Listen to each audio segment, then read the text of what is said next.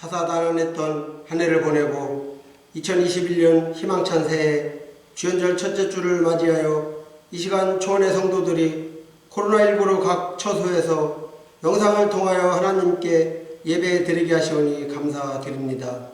저희들을 사랑하시는 주님의 사랑을 온몸으로 느끼며 마음과 정성을 다하여 드리는 이 예배를 기쁘게 받아 주시옵소서. 사랑의 하나님, 저희들 지금까지 주님의 자녀답게 살지 못하였음을 고백합니다. 우리를 용서하여 주시고 주님의 보혈로 깨끗게 하여 주옵소서. 사랑의 주님, 새해에는 소금과 빛의 역할을 잘 감당하는 전도를 통해 생명을 살리는 초원교회 되게 하여 주시고 하나님을 기쁘게 하시는 성도들 되게 하여 주옵소서. 코로나19로 인하여 그 어떤 환경과 여건을 만난다 할지라도 믿음으로 이겨내게 하시고 빛이신 주님을 쫓아가는 발걸음 되게 하여 주시옵소서. 사랑의 주님, 지은태 다임 목사님 새해를 맞이하여 계획하고 소망하는 일들이 많이 있습니다. 생각과 마음을 주관하시고 주님의 뜻 안에서 모든 것을 이루어갈 수 있도록 섭리하시고 성령님께서 이끌어 주시옵소서. 또한 11월 11일부터 15일까지 초원의 가족들의 기도 제목을 가지고 목사님께서 기도원에 가셔서 기도하십니다. 담임 목사님 건강 지켜 주시옵고 하늘나라에 기록된 성도들의 기도 제목들이 다 이루어지게 하옵소서. 새해를 맞이하여 각 기관마다 새로운 계획들이 있습니다. 서로 사랑으로 연합하여 주님의 뜻을 이루어가게 하옵시고 복되고 선한 열매를 풍성하게 맺도록 축복하여 주시옵소서. 사랑의 하나님, 주님의 나라와 성도들을 위하여 수고하시는 담임 목사님과 교역자들을 주님의 지혜와 능력으로 붙들어 주셔서 초원의 양무리들을 보살피며 주님의 영광 드러내는데 부족함이 없게 하여 주시옵고 선한 길로 인도하여 주옵소서. 대통령과 위정자들, 방역 당국자들에게 하나님의 지혜와 능력을 주셔서 코로나19의 위기를 하루빨리 벗어나게 하옵소서. 새해 교회가 세운 목표와 성도들이 소원하는 모든 것들이 주님의 뜻 안에서 이루어지며 빛의 사명자의 역할을 잘 감당하게 하옵소서. 고통받는 환우들을 치유하여 주시고 초원의 성도들 건강 지켜 주시옵소서.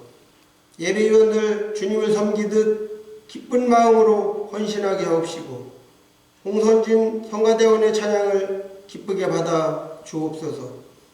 지은태 다임 목사님 여육간의 강건함을 주옵시고 하나님을 기쁘게 하시는 자란 제목으로 영상을 통하여 선포되는 주님의 말씀이 우리의 삶 속에서 주님의 사랑과 기쁨과 은혜가 넘치는 주님의 자녀들 되게 하여 주옵소서. 예배의 시종을 주님께 위탁하오며 내가 너희를 사랑하는 것 같이 너희도 서로 사랑하라 하신 예수님의 이름으로 기도드립니다. 아멘.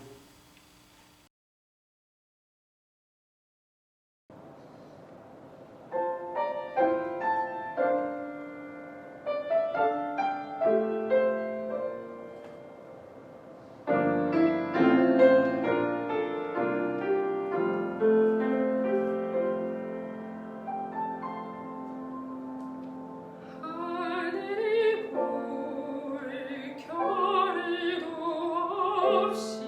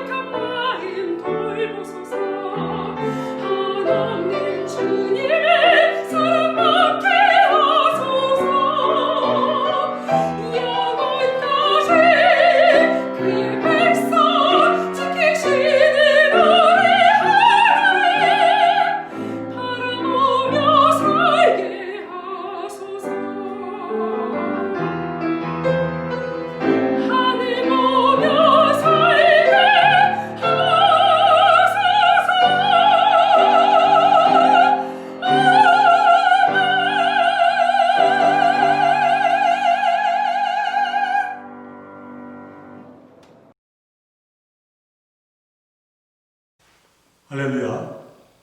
한 주간 안녕하셨습니까? 오늘은 새해 둘째 주일입니다. 비록 비대면 예배로 각 가정에서 드리지만 마음을 다하여 감사 예배 드리는 여러분 모두에게 주님의 평화와 주님의 은총이 충만하시기를 간절히 축원드립니다. 옛 어른들에게 제일 듣기 좋은 소리가 무엇입니까? 여쭤보면 마른 논에 물 들어가는 소리하고 자식 입에 밥 들어가는 소리지 했던 기억이 있습니다. 가뭄으로 타들어가던 마른 논에 물이 들어가서 벼가 다시 생기를 찾을 것을 생각하면 마치 타는 갈증에 물 한 모금을 마시는 것처럼 기쁘다는 말입니다. 또 자식이 맛있게 밥 먹는 모습을 보면 부모가 굶을지언정 자식이 건강하게 자랄 수 있어 안도한다는 말일 겁니다. 이는 그 누구라도 느끼는 마땅하고 당연한 기쁨입니다. 그런데 자기 돈이 아니라 이웃집 돈이고 자기 자식이 아니라 이웃 자식이라면 어떻겠습니까? 자기 돈처럼 자기 자식처럼 당연하게 기쁨을 느낄 수 있겠습니까? 아마 이웃의 자녀가 잘 돼서 기쁘다는 생각이 들더라도 내 자식이 그만 못하다는 생각이 들면 그 기쁨은 한편으로는 불편으로 다가오지는 않습니까? 정확하게 말하면 내 자신만큼은 아닌 정도에서만 함께 기뻐할 것 같습니다. 아니 더 내려가면 이웃의 실패와 어려움이 때로는 위로가 되기도 합니다. 나쁜 사이라면 이웃의 불행을 보고 오히려 기뻐할 수도 있을 것 같습니다. 우리 초원 성도 여러분은 어떠하십니까? 그런 마음이 든 적은 없으셨습니까?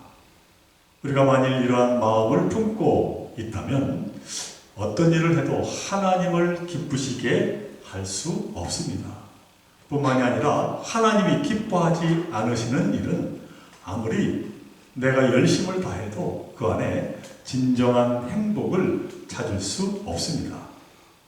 저는 오늘 로마서 15장을 본문 말씀으로 택했습니다. 다만 이 말씀은 하나님이 우리가 무엇에 기뻐하기를 원하신 일을 분명하게 말씀하고 계십니다. 다시 말해 하나님은 우리가 무엇에 기뻐하는지를 보시고 은혜를 베푸실지 말지 축복을 내려주실지 말지를 결정하신다는 것입니다. 자, 그렇다면 하나님은 우리가 무엇에 기뻐하길 원하고 계실까요? 오늘 본문 15장 1절의 말씀입니다. 믿음이 강한 우리는 마땅히 믿음이 약한 자의 약점을 담당하고 자기를 기쁘게 하지 아니할 것이라. 세 번역으로 다시 읽어드립니다. 믿음이 강한 우리는 믿음이 약한 사람들의 약점을 돌보아 주어야 합니다. 우리는 자기에게 좋을 대로만 해서는 안 됩니다. 너무나도 당연한 말씀을 사도 바울이 하고 있습니다. 그런데 이 당연한 말씀을 이렇게 굳이 글로 전한다는 것은 당연한 것이 당연하게 행해지지 않기 때문일 것입니다. 세상에는 강한 사람이 있고 약한 사람이 있습니다. 교회도 마찬가지입니다. 교회는 믿음이 강한 사람이 있고 믿음이 아직 연약한 사람도 있습니다. 그런데 문제는 이 연약한 사람에게 있는 약점에 대한 믿음 강한 사람의 태도입니다. 오늘 본문을 보니까 특별히 약한 자의 약점이 보이면 재미있어 하면서 기뻐하지 말고 약점을 보면 마땅히 그의 약점을 대신 담당해야 한다고 말씀합니다. 그런데 이 같은 말씀에는 매우 중요한 의미가 숨겨져 있습니다. 그것은 다름 아니라 마땅히 해야 한다는 이 헬라어 오페일로라고 하는 단어의 의미입니다. 이 오페일로라는 단어는 빛을 갚다라고 하는 원뜻을 가지고 있습니다. 그러니까 누군가에게서 약점이 보였다면 그것을 보고 흉보고 재미있어 하는 것이 아니라 그 약점을 내 자신이 짊어져야 하는 빛이라고 생각해야 한다는 것입니다. 아니, 난 저 사람에게 빚진 것이 없는데 생뚱맞게 무슨 빚을 갚으라는 말인가 할 수 있습니다. 물론 그렇습니다. 그러나 하나님에 대한 온전한 믿음을 가진 사람이라면 그래서 자신이 살아가는 순간순간이 하나님께 빚진 자의 삶임을 깨달아 아는 사람이라면 그래서 매 순간 하나님이 베푸시는 크나큰 사랑의 빛을 어떻게 갚을 것인가 하는 사람이라면 약한 자의 그 약점이 보일 때마다 함께 짊어짐으로 하나님의 빛을 갚아 나가야 한다는 말씀입니다. 그런데 사실 이 약점이라는 것이 서로가 서로에게 별 관계가 없으면 안 보이는 것이 바로 이 약점입니다. 왜냐하면 굳이 볼 필요가 없기 때문입니다. 그러나 관계가 깊어질수록 약점은 잘 보이게 되어 있습니다. 그만큼 관심이 가기 때문입니다.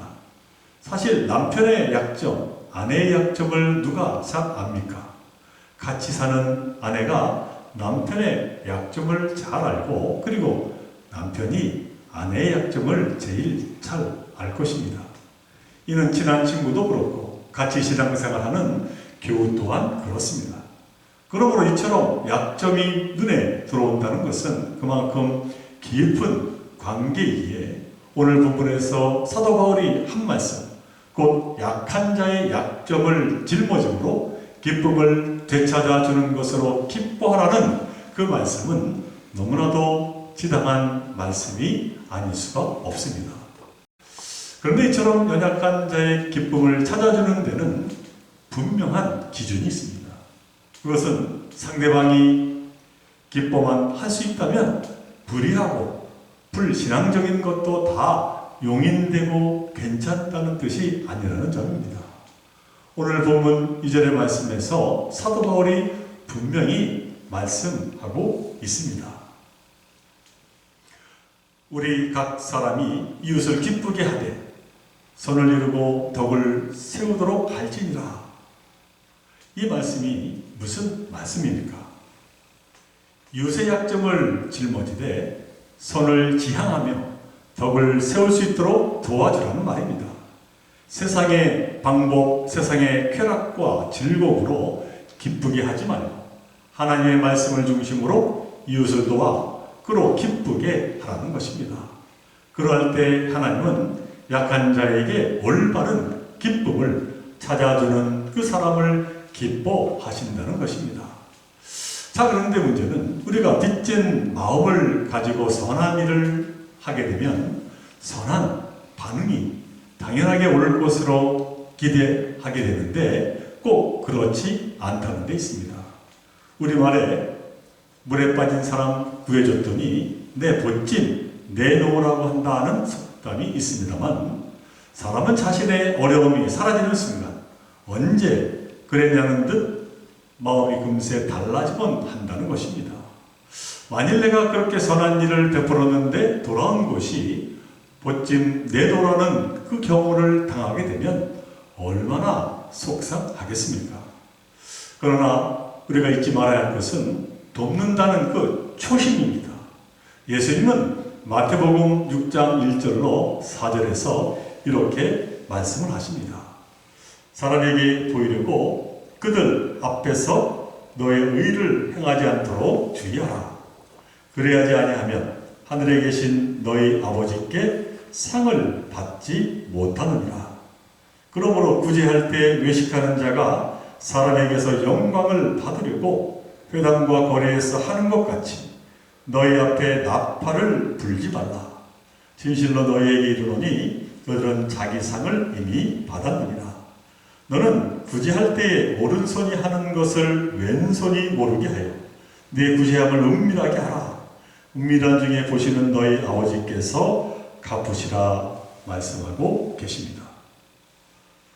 예수님은 돕는 그 자체로 은혜가 있음을 말씀하고 계십니다. 하나님이 다 아시기 때문입니다. 그리고 진정 도움을 받기보다 돕는다는 것 그 자체가 얼마나 감사한 일이 아닐 수가 있겠습니까? 예수님은 이처럼 이 땅에 오셔서 죽음에 처한 자들의 생명을 건져주셨습니다. 그런데 그만 내 본찜 내놓으라는 사람들에 의해서 십자가에 달려 죽기까지 이르고 마르셨습니다. 물론 예수님은 그들에 의해서 그렇게 죽게 될 것을 이미 알고 계셨습니다. 그러나 전혀 개의치 않으시고 오로지 그들에게 생명의 길, 구원을 이루시고자 그 길을 가게 되었고 그것으로 만족하셨습니다. 예수님은 요한복음 4장 34절에서 이런 자신의 소명에 대해서 이렇게 말씀을 하고 계십니다. 예수께서 이르시되 나의 양식은 나를 보내신 이의 뜻을 행하며 그의 일을 온전히 이루는 이것입니다. 그러나 사실 우리는 예수님처럼 살 수가 없습니다. 그 어떠한 상황에도 흔들리지 않는 예수님의 그 거룩한 삶을 그대로 닮아가기란 결코 쉬운 일이 아닙니다. 그러기에 믿음이 아무리 강한 자라 할지라도 믿음이 약한 자의 약점을 짊어지다가 그만 지쳐 넘어질 때가 있습니다. 누구나 다 한계가 있기 마련입니다. 그런데 사도 바울은 이러한 문제에 대해서 이미 인식하고 있었습니다. 그래서 오늘 본문 4절을 통해 그 문제에 대한 해결 방법을 내어 놓습니다. 사도 바울이 말씀합니다. 무엇이든지 전에 기록된 바는 우리의 교훈을 위하여 기록된 것이니 우리로 하여금 인내와 또는 성경의 위로로 소망을 가지게 함이라. 이렇게 말씀을 하신 겁니다. 이 말씀에 따르면 그러니까 믿음이 강한 자나 믿음이 약한 자나 전에 기록된 것, 곧 성경 말씀에서 교훈을 얻으라는 것입니다. 그리고 그 성경의 교훈이란 다름이 아니라 기쁨에 이를 때까지 인내와 위로를 얻는 그 교훈입니다. 너무나도 중요한 권면의 말씀이 아닐 수 없습니다. 우리는 하나님의 말씀 곧 성경 말씀 안에서 인내를 배우고 위로를 얻어야 한다는 것입니다. 그럴 때 우리는 참 소망과 참 기쁨을 가질 수 있게 된다고 사도 바울은 말하고 있습니다. 그리고 특별히 여기에서 말하는 성경이 주는 인내라고 하는 이 헬라어로 이 말은 위포모네라고 하는데 이는 그대로 머물러 있는 것을 뜻합니다. 그러니까 하나님의 말씀 안에 그대로 머물러 있는 것이 인내입니다. 말씀을 늘 안고 살아가는 것, 이것이 인내입니다. 물론 우리에게 원치 않는 어려움이 생기고 그래서 그로 인해서 지쳐 쓰러지게 되면 모든 것에서 벗어나고 싶은 것이 사람의 마음입니다. 그래서는 교회 생활도 기도 생활도 등한시하다가 결국은 하나님에게서조차 떠나고 싶은 유혹에 사로잡히곤 합니다. 여기에 사도 바울은 말씀 안에서 머물러 인내를 배우라고 권면합니다. 아무리 속상하고 괴롭더라도, 그래서 지쳤더라도 하나님의 말씀을 붙잡으라고 권면합니다. 왜냐하면 성경 곧 하나님의 말씀은 우리에게 위로와 소망을 분명 허락하시기 때문입니다. 그러므로 사랑하는 종교의 성도 여러분, 우리가 때로는 영적인 슬럼프에 빠질 수 있습니다. 생각지 않은 어려움으로 넘어질 수가 있습니다. 그러나 하나님 말씀 안에 머무르시기를 간절히 바랍니다. 항상 내 곁에서 나를 지키시는 하나님 그 말씀 안에서 인내하시기 바랍니다. 그럴 때 하나님은 분명 우리를 위로하시고 잃어버렸던 기쁨과 소망을 되찾게 해 주실 것입니다. 예수님은 마태복음 7장 24절로 25절에서 이렇게 말씀을 하십니다. 그러므로 누구든지 나의 이 말을 듣고 행하는 자는 그 집을 반석 위에 지은 지혜로운 사람과 같으리니 비가 내리고 창수가 나고 바람이 불어 그 집에 부딪히되 무너지지 아니하나니 이는 추추를 반석 위에 놓은 까닭이라. 사랑하는 종교의 성도 여러분, 2021년을 맞이하여 무엇보다 하나님의 말씀을 반석으로 삼고 살아가시기를 간절히 바랍니다. 그러할 때 결코 흔들리지 않으며 하나님을 기쁘시게 하는 그 믿음의 삶을 감당하게 될 줄로 믿습니다. 빚진 마음으로 연약한 자의 약점을 살피며 그들에게 힘이 되어 주시기를 간절히 바랍니다. 그러할 때 참된 기쁨의 회복자이신 하나님이 올 한해도 저와 여러분 모두에게 하늘의 기쁨과 은총을 더하여 주실 줄로 믿습니다. 올 한해 이 귀한 믿음의 삶을 감당하는 저와 여러분 모두가 되시기를 주님의 이름으로 간절히 축원을 드립니다.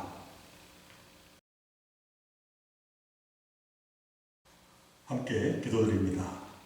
만복의 근원 되시는 사랑의 하나님, 오늘도 저희에게 거룩한 주일을 허락하시고 2021년 둘째 주일 주연절 첫째 주일 예배를 드릴 수 있도록 인도하여 주심을 감사드립니다. 무엇보다 주님이 이 땅에 빛으로 오셔서 어둠을 물리쳐 주신 그 은혜를 다시 한번 감사를 드립니다.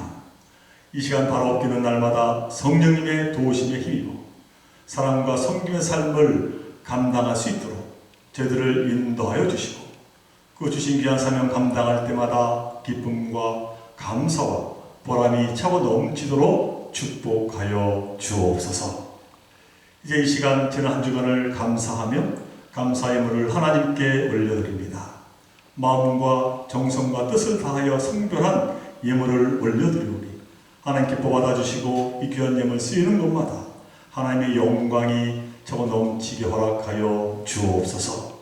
비록 어렵고 힘든 때이지만 저희에게 하늘 지혜와 능력 허락하여 주셔서 풍성한 믿음의 열매를 맺으며 주 안에서 항상 기뻐하며 살아갈 수 있도록 저희들의 삶을 주장하여 주옵소서. 이제 은혜의 내용에 따라 11조로 감사헌금으로 주정헌금으로 목정헌금으로 바치오니 그 손길 위에 함께하여 주시며 하늘의 신령한 복으로 땅에 기름진 복으로 충만케 하여 주옵소서. 하나님께 감사할 때마다 우리 마음에 기쁨이 넘치고 또 감사할 조건이 우리의 삶 속에 가득하게 하여 주옵소서.